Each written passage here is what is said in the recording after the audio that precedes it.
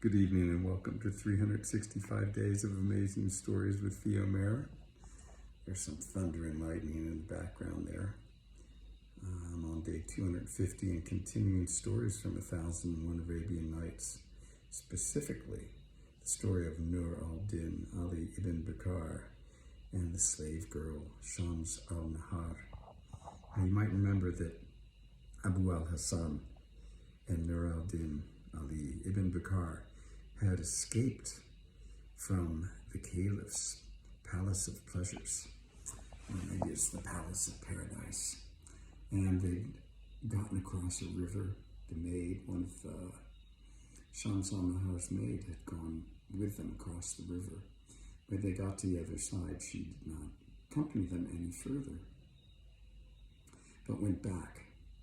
And Abu al-Hassan started walking toward a friend's house when Nur al-Din just collapsed on the ground, swooned again, because he had been separated from his love, his beloved.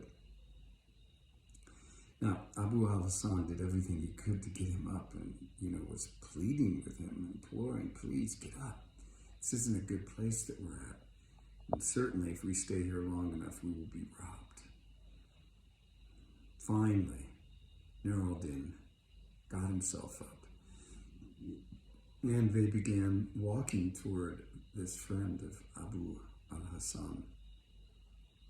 When they got to the door, he knocked on the door, and his friend came to the door and was delighted to see Abu al-Hassan, who was very well liked everywhere, and asked, why have you come? And Abu al-Hassan made up a story that he had gone to try to seek out this man that he'd been doing business with, that he had figured out had intentions to take his money and the money of other people as well. And so he'd gone to confront him, and he brought Nur al-Din with him just in case any trouble had happened. Well,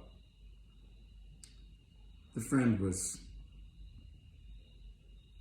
okay with this story, invited him in and said, well, why don't you spend the night here? It's dark and not a good time to be out. And this was what Abu al-Hassan had wished for.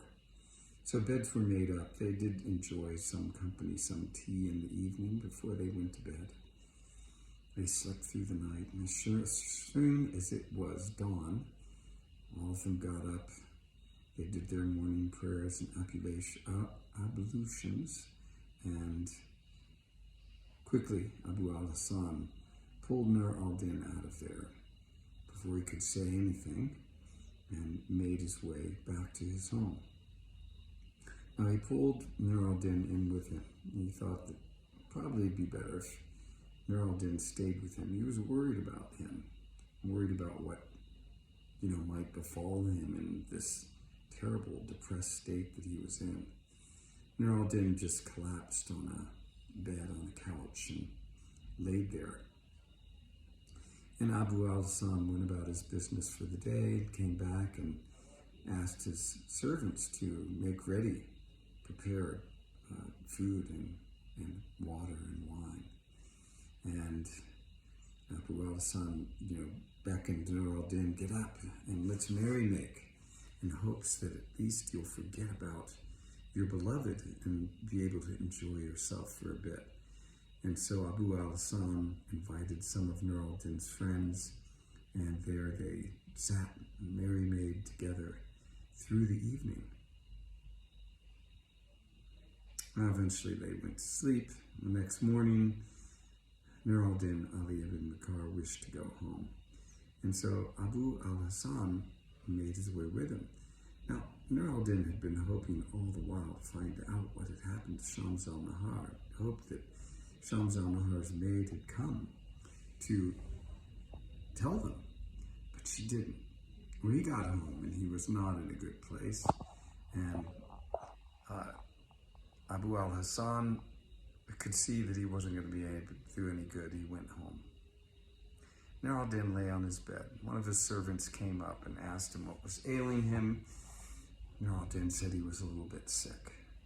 Now, this servant of his then went and got physicians and friends, and everybody started coming in to see what they could do to make him feel better. Of course, there was no remedy for his illness except to eat with Shams al-Nahar herself, but this was impossible. Shams al-Nahar was the favorite concubine of Harun al-Rashid. This would never happen. And neither would even think of confessing the truth to the caliph. This would probably mean instant death. Well, Abu al-Hasan waited the entire day. The maid did not come. He went to see Nur al-Din in the evening when all these people were still there.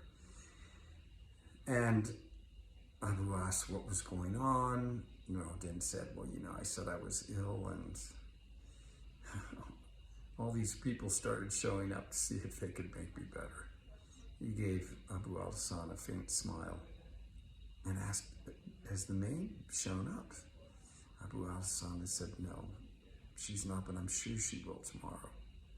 Nur al-Din began to weep. He was afraid for Shams al-Nahar. Well, it turned out Abu al-Hasan went home the next morning. Sure enough, the maid came. She did not look good. Tired, worn out, distracted, she came.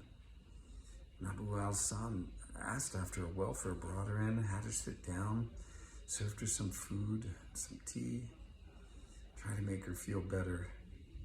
And he told her all that had happened to them when they left. And she was grateful. She praised God that they had been delivered.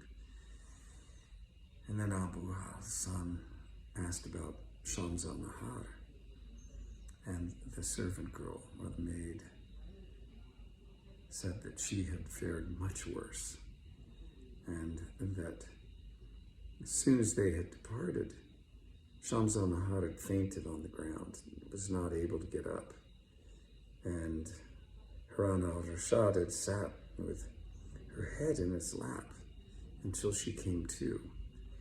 And he asked what was ailing her. She talked about having eaten something, and her bile had built up and caused her to be extremely hot and fatigued, and she had passed out. Sure, she would feel better. She got up and asked for some wine and drank it with Harun al-Rashid and asked him to go back to his merrymaking with her, and all would be well.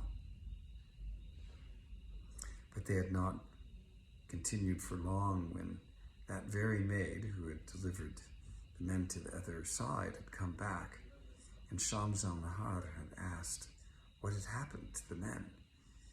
And when the maid told her, she again swooned to the ground